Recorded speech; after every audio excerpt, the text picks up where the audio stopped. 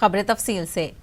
LAC पर कशीदगी के मामले पर वजीर दिफा राजनाथ सिंह ने राज्यसभा में बयान दिया है। उन्होंने कहा है कि हिंदुस्तान मसले का हल बातचीत के जरिए से चाहता है। उन्होंने मजीद कहा है कि एलएसी पर चीन का नजरिया अलग है और हिंद चीन सरहदी तनाजा हल तलब है। लद्दाख की सीमाओं पर विगत कुछ महीनों में घटित घटनाओं का ब्यौरा सदन के सम्मानित सदस्यों के सामने रखने के लिए आज मैं यहाँ उपस्थित हूँ। हमारा यह महान देश भारत अनगिनत देशवासियों के त्याग एवं तपस्या के फलस्वरूप आज की स्थिति तक पहुंचा है। अध्यक्ष महोदय, स्वतंत्र भारत में भारत की सेनाओं ने देश की सुरक्षा के लिए अपना सर्वोच्च न्यौछावर करने में कभी भी कोताही नहीं बरती है। और आप सबको ज्ञात है कि 15 जून 2020 को गलवान घाटी में कर्नल संतोष बाबू के साथ हमारे 19 और बहादुर जवानों ने भारत माता की सीमा की रक्षा करते हुए अपने प्राणों की आहुति दे दी। हमारे प्रधानमंत्री श्री नरेंद्र मोदी जी ने स्वयं लद्दाख जाकर वीर जवानों का हौसला बढ़ाया। मैंने भी बहादुर जवानों से मिलकर उनके शौर्य और अटूट साहस का स्वयं भी अनुभव किया है। अध्यक्ष महोदय, सबसे पहले मैं संक्षेप में चाइना के साथ हमारे बाउंड्री इश्यूज के बारे में बताना चाहता हूं। जैसा कि सदन इस बात से अवगत है कि भारत एवं चाइना का सीमा का प्रश्न अभी तक अनसुलझा है। भारत और चाइना की बाउंड्री का कस्टमरी और ट्रेडिशनल अलाइनमेंट चाइना नहीं मानता है। यह सीमा रेखा वेल एस्टेब्लिश्ड भौगोलिक सिद्धांतों पर आधारित है, जिसकी पुष्टि न केवल ट्रीटीज और एग्रीमेंट्स द्वारा बल्कि हिस्टोरिक यूसेज और प्रैक्टिसेस द्वारा भी सभापति महोदय हुई है। इससे दोनों देश सदियों से अवगत हैं, जबकि चाइना यह मानता है कि बाउंड्री अभी भी औपचारिक रूप से निर्धारित नहीं है। साथ ही चाइना यह भी मानता है कि हिस्टोरिकल जुरिस्डिक्शन के आधार पर जो ट्रेडिशनल कस्टमरी लाइन है उसके बारे में दोनों देशों की एक अलग अलग व्याख्या है। दोनों देश 1950 और 1960 के दशक में इस पर बातचीत कर रहे थे, परंतु पारस्परिक रूप से स्वीकार्य समाधान नहीं निकल पाया था। सभापति महोदय, जैसा कि यह सदन अवगत है कि चाइना लद्दाख में भारत की लगभग 38,000 स्क्वायर किलोमीटर भूमि का अनधिकृत या कब्जा किए हुए है। इसके अलावा 1963 में एक तथाकथित बाउंड्री एग्रीमेंट के तहत पाकिस्तान ने पाक ऑक्युपाइड कश्मीर की 5,880 स्क्वायर किलोमीटर भारतीय जमीन अवैध रूप से चाइना को सौंप दी है। वहीं अपोजिशन लीडर गुलाम नबी आजाद ने कहा है कि चीन के मुद्दे पर अपोजिशन सरकार के साथ है। कि देश की एकता और अखंडता के बारे में हम सब एक, बहुत सारे लोग और मंत्री एमपीज यहां शायद इन तीनों चारों जगहों को नाम से जानते हैं, लेकिन सियाचिन में मुझे 2 दफा जाने का मौका मिला 17,500 फुट की, और उनके साथ भोजन करने का, उनके साथ फुटबॉल खेलने का भी अवसर मिला। चशूल में आज से 30 साल पहले बोटिंग करने का, जब मैं जूनियर मिनिस्टर था इंदिरा गांधी के जमाने में, फौजियों के साथ बोटिंग और ये जो आप फिंगर 1, 2, 3 ये सब देखने का अवसर प्राप्त मिला प्यांगयांग लेक में। से निपटने के लिए भी तैयार है। ये भरोसा सिर्फ पार्लियामेंट तक महदूद नहीं है, ग्राउंड जीरो पर इसकी तैयारी जोरों पर है।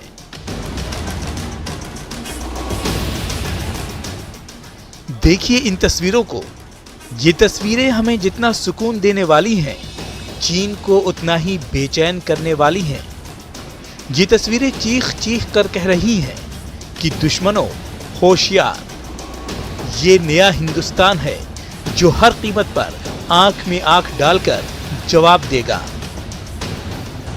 चलिए पहले इस तैयारी को समझिए।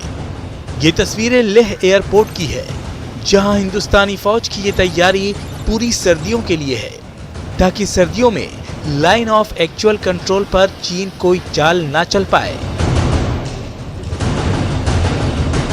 यहाँ सेना के लिए ईंधन, खास कपड़े, टेंट, रसद जैसी चीजों को जमा किया जा रहा है, जो कि न सिर्फ 4 से 6 महीने बल्कि 14 महीने के लिए काफी है। इसमें जितनी फौज लद्दाख सेक्टर में डिप्लॉयड है, उसकी जरूरत का सारा साजो सामान, सारा राशन हम रिसीव कर चुके हैं और स्टॉक कर चुके हैं। देखिए, फजाइया के ग्लोब मास्टर से रसद और दूसरा साजो सामान लगातार लेह एयरपोर्ट पहुंच रहा है।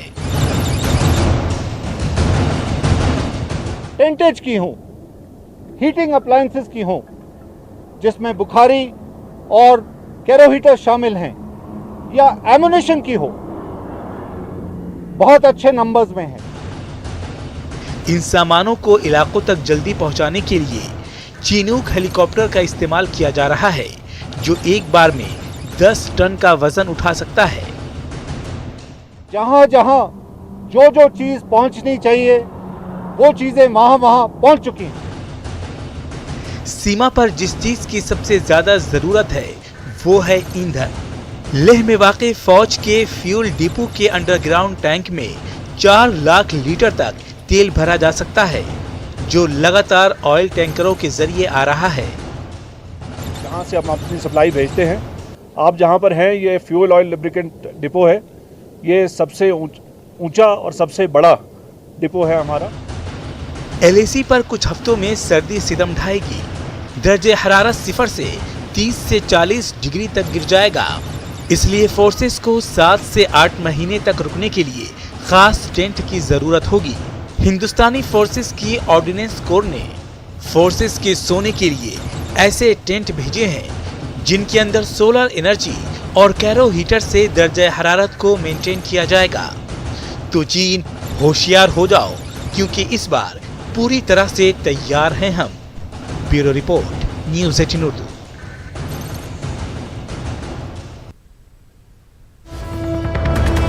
इलाहाबाद से बड़ी खबर आ रही है। इलाहाबाद में तलबा का एहतजाज जारी है। इलाहाबाद यूनिवर्सिटी स्टूडेंट यूनियन के सामने तलबा एहतजाज कर रहे हैं। उनका मुतालबा है बेरोजगारी और कॉन्ट्रैक्ट भर्ती के खिलाफ। ये तलबा एहतजाज कर रहे हैं। एहतजाजी तलबा पर पुलिस का लाठीचार्ज भी किया गया है। पुलिस और तलबा के बीच झड़पें भी हुई हैं। आपको बता दें, इलाहाबाद यूनिवर्सिटी में कई रोज से तलबा का एहतजाज जारी है, जिसमें वो बेरोजगारी और कॉन्ट्रैक्ट भर्ती के खिलाफ तलबा मुजाहरा कर रहे हैं। और आपको बता दें, एहतजाजी तलबा और पुलिस के बीच झड़प भी हुई है, जिसमें पुलिस ने तलबा पर लाठीचार्ज भी किया गया है। तो इलाहाबाद से ये बड़ी खबर। इलाहाबाद में तलबा का एहतजाज जारी है। इलाहाबाद यूनिवर्सिटी स्टूडेंट यूनियन के सामने तलबा एहतजाज कर रहे हैं। बेरोजगारी और कॉन्ट्रैक्ट भर्ती के खिलाफ तलबा ये मुजाहरा कर रहे हैं। एहतजाज के दौरान पुलिस और तलबा के बीच झड़प भी हुई, जिसमें पुलिस ने तलबा पर लाठीचार्ज भी किया है।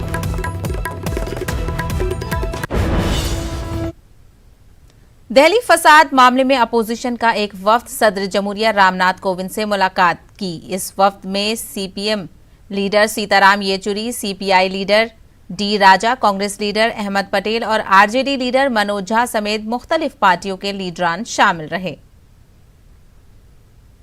लोग सही माने में लोगों को बचाने की कोशिश कर रहे हैं, या रिलीफ कर रहे हैं, वर्क कर रहे हैं, या सही बात लोगों को समझाने की कोशिश कर रहे हैं, उनके मुंह बंद करने की कोशिश हो रही है। तो इसके बारे में माननीय राष्ट्रपति जी को हमने एक मेमोरेंडम दिया। हमने कहा है कि इसके बारे में जो इन्वेस्टिगेशन होना चाहिए, इंक्वायरी होनी चाहिए कि जिस तरह से इन्वेस्टिगेशन हो रहा है वो सही है या किसी के कहने से कहीं कोई कॉन्स्पिरेसी हो रही है। He articulated that in the Lok Sabha that anti-CIA people are responsible for this violence. Now this is the orchestration. We have appealed to the President. What Mr. Ahmed Patel has told you, we have appealed to the President that as the President custodian of the Constitution, this sort of a motivated direction in which the police investigation is going, that has to be stopped. A proper thorough inquiry needs to be conducted. This investigation is motivated and therefore that must be done by the Honorable President. No, we have represented to him that a proper investigation has to be done and a fair investigation has to be done, because people, they are trying to link the riots with the protests. And politicians and economists, activists, and the general public, students, all are being targeted. So there has to be a fair investigation, and we've represented it. एक छोटा कदम है। मध्य प्रदेश वक्फ board में मुलाजमीन की कमी और board में किसी member और चेयरमैन के ना होने से बोर्ड की जमीनों पर नाजायज कब्जों में इजाफा हो गया है। कोरोना कहर में न सिर्फ बोर्ड की आमदनी मुतासिर हुई है, बल्कि वक्फिया जमीनों बिलाखुसूस वक्फ के कब्रिस्तानों पर भी नाजायज कब्जे बढ़ गए हैं। भोपाल के एक पार्क में बनाई जा रही सड़क और ब्रिज में वक्फ कब्रिस्तान की जमीन पर ही तामीर किया जा रहा है। वक्फ कब्रिस्तान पर नाजायज कब्जे को लेकर पहले भी समाजी तंजीमों ने एहतजाज किया था। आज भी मुहिब्बान भारत ने अराकीन कब्रिस्तान पर नाजायज कब्जे को लेकर एहतजाज कर रहे हैं। वाज़ेह रहे कि खुद एमपी वक्फ बोर्ड के जिम्मेदारान मानते हैं कि पार्क के पास जहां हुकूमत के जरिए सड़क और ब्रिज की तामीर का काम किया जा रहा है, वो जमीन वक्फ बोर्ड के रिकॉर्ड में कब्रिस्तान दर्ज है। ये महामारी जो है पूरी दुनिया और दुनिया के बाद प्रदेश और फिर हमारा भोपाल भी मुतासिर हुआ है, और ज़ाहिर है वक्फ बोर्ड की कार्रवाई में भी इसमें जो है असर पड़ा है। जो 5-6 महीने ऑफिस में जो रेगुलर काम होना था वो नहीं हुआ, हमारी आमदनी पे असर पड़ा है। हमारा जो वित्तीय वर्ष है 1 अप्रैल से 31 मार्च तक जो है वित्तीय वर्ष होता है, जिसमें हमारी इनकम होती है चंदा निगरानी के रूप में एज पर एक्ट, वो अभी मुतासिर हुई है, लेकिन अब आना शुरू हो गई है। हमारी कोशिश यही रहेगी कि उसको हम कवर करें, हमारे यहाँ से टीम भेजें, उसकी वसूली करवाएं, ऑडिट कराएं, ताकि उसका असर हमारे कर्मचारियों पे, हमारे सुचारू संचालन पे वक्फ के कोई असर ना पड़े। हमारी इनकम 2 तरह की है, गवर्नमेंट की ग्रांट, दूसरे चंदा निगरानी। वो भी 7% होता है, हमें टोटल तो मिलता नहीं है, 7% मिलता है वक्फ की शुद्ध आय पर। ज़ाहिर है वो 7% भी उस तरह से जिस तरह से मिलना चाहिए बड़े बड़े वक्फों से भी नहीं मिला है। तो हमारी कोशिश ये होगी पहले हम बड़े वक्फों से लें और उसकी वसूली करें, ताकि हमारे जो वक्फ के काम हैं उसको हम सुचारू ढंग से चला सकें। इस मौजू पर मजीद बात करने के लिए हमारे साथ हमारे नुमाइंदे जुड़े हुए हैं। मेहताब आलम सीधे भोपाल से। मेहताब, एमपी में तकरीबन 18,000 के करीब वक्फ लैंड है और अब देखा जा रहा है कि उस पर नाजायज कब्जा बढ़ता जा रहा है। हालांकि जो मुलाजमीन है वक्फ बोर्ड के, उनमें भी कमी आ रही है। तो ऐसे में ये जो लोग मुतालबा कर रहे हैं, उनके मुतालबे को कौन सुनेगा, हुकूमत या फिर वक्फ बोर्ड में तो पहले से ही मुलाजमीन की कमी हो रही है? बता दें कि मध्य प्रदेश वक्फ एक्ट के मुताबिक जो है 1954 में बना, फिर 95 में तरमीम हुई, फिर 2013 में। इसके मुताबिक हर 20 साल में वक्फ ज़मीनों का सर्वे किया जाता है, लेकिन पिछले 20 सालों से मध्य प्रदेश की वक्फ प्रॉपर्टी का सर्वे भी नहीं हुआ और 2 साल से तो बोर्ड में कोई चेयरमैन है ही नहीं, ना कमेटी है। तो उसको लेकर जो है, जहाँ पर हमारे पीछे आप ब्रिज को देख सकते हैं कि ये ब्रिज जो है ये तामीर हो रहा है, जो 3 एकड़ ज़मीन वक्फ बोर्ड की है, उस पर और मुहिब्बान भारत के लोग मौजूद हैं। आप लोग वक्फ बोर्ड पर गए थे, आपने जो है मेमोरेंडम दिया, क्या हुआ? देखिए, हमने जो वक्फ बोर्ड में जाके मेमोरेंडम दिया उसका कुछ भी नहीं हुआ, ना उन्होंने कोई संज्ञान लिया, ना हमको बात करने के लिए बुलाया, ना कोई बातचीत की। हमारी डिमांड यही थी, जहां हम इस जगह पे खड़े हैं ये कब्रिस्तान की ज़मीन है और तकरीबन 3 एकड़ ज़मीन है। 1961 में वक्फ बोर्ड का गठन हुआ और 1962 में गजट नोटिफिकेशन पारित हुआ, जो सरकारें करती है। लेकिन आप वक्फ बोर्ड का हाल देख लीजिए। आज वक्फ बोर्ड भारत की सबसे तीसरी बड़ी संस्था या कह लें इदारा है जिसके पास सबसे ज़्यादा प्रॉपर्टी है, पर उसकी आमदनी क्या है? 0 है। तो ऐसे कैसे चलेगा? और हमारे, अच्छा आप मज़ेदार बात देखिए कि हमारे जो अहमद खान साहब जो सीईओ हैं, वहाँ तो 2 साल से इदारे खाली हैं, तो इन्हीं के भरोसे चल रहा है। और वो उनका कहना ये है कि हाँ, मुझे पता है कि ये वक्फ बोर्ड की ज़मीन है और उस पर केस भी चल रहा है। तो वो इस तरह से बता रहे जैसे केस उन्होंने कर रखा है, केस भी प्राइवेट जो सामाजिक संस्था है उन्होंने कर रखा है। और बोले आज तक मैं इस जगह पे हाजिर नहीं हुआ, लेकिन मुझे ये पता है। अब आप देखिए कोर्ट में अगर केस चल रहा है तो ये निर्माण कैसे हो सकता है? अगर कोर्ट में केस चल रहा है, निर्माण कैसे? आप लोग क्या मानते, क्या वजह है?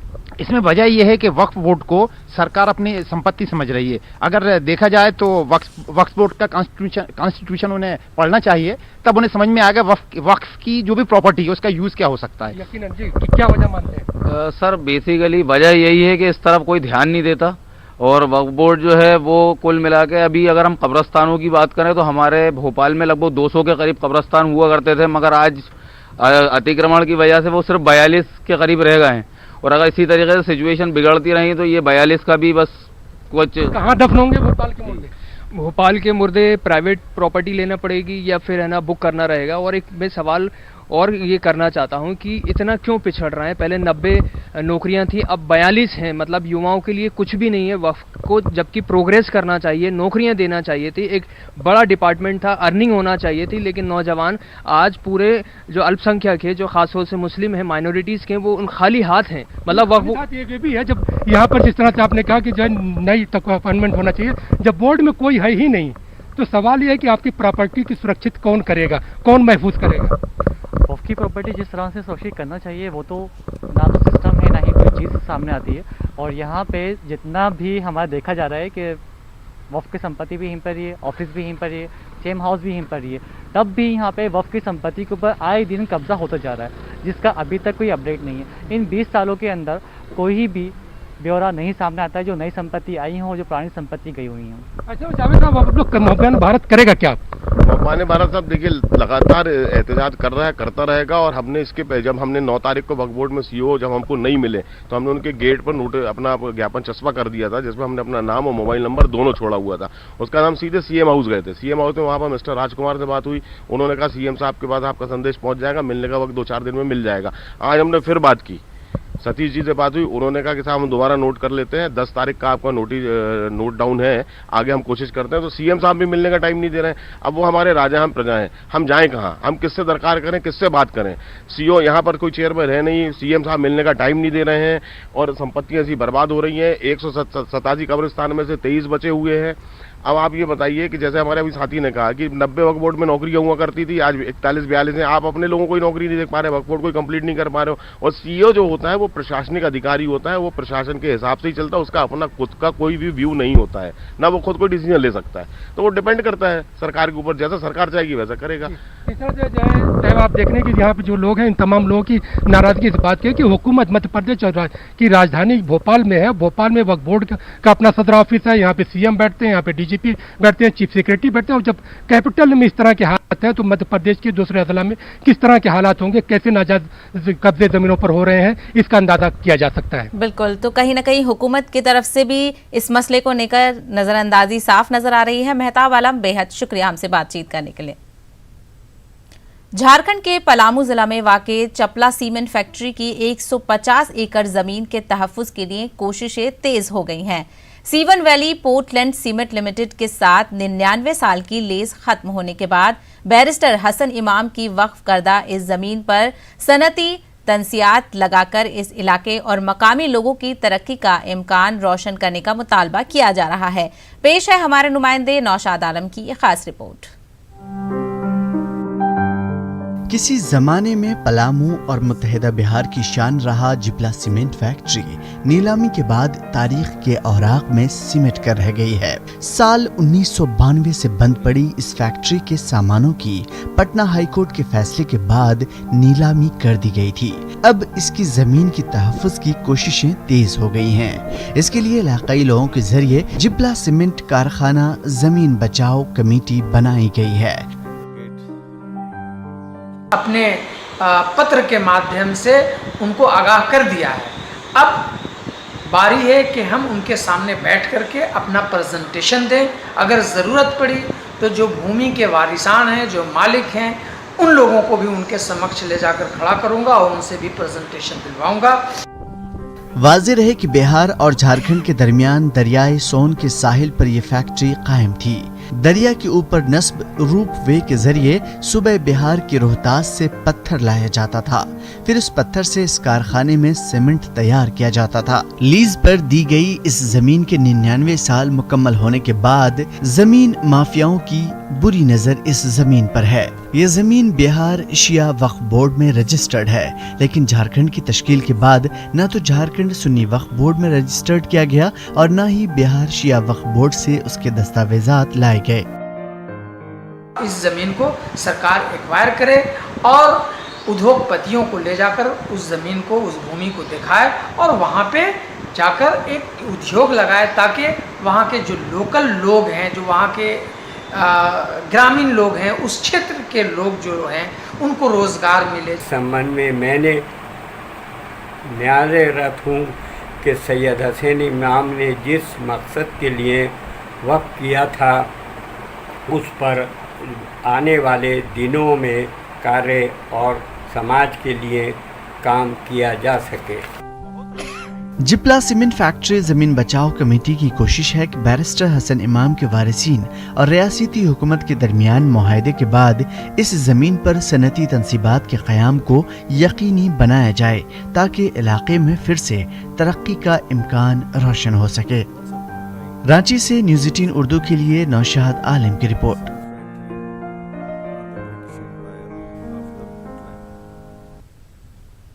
बंगलुरु में लड़कियों को तालीम से आरास्ता करने के लिए कायम हसनात कॉलेज ने इस साल भी पेशे इमाम मौजिन दीनी मदारिस के असातिज़ा के बच्चों के लिए मुफ्त तालीम का ऐलान किया है।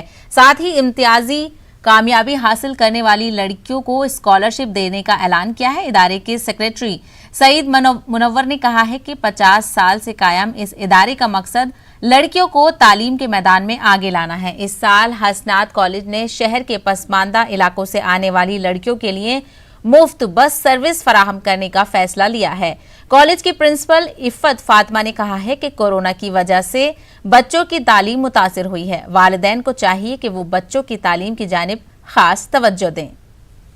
साल की तरह इस साल भी हसनात एजुकेशन सोसाइटी है उसका मैनेजमेंट ये डिसाइड किया है कि उलमा इकराम मौज़न आलिम हाफिज इस बार का रिजल्ट अराउंड 80% है और जो बच्चे जो घरों में ये फर्स्ट जनरेशन लर्नर्स हैं जिनके बच्चों माँ बाप को सिग्नेचर भी नहीं करने आना। बटामालू में एनकाउंटर खत्म होने के बाद मकामी लोगों और सिक्योरिटी फोर्सेस के दरमियान झड़पें शुरू हो गई हैं। इस दौरान भीड़ ने पुलिस पर पथराव किया। पुलिस ने भीड़ को मुश्तरका करने के लिए पुलिस ने भीड़ को मुंतशिर करने के लिए आंसू गैस के गोले दागे। वाकये में आम शहरियों और पुलिस के कुछ जवान जख्मी होने की खबर है।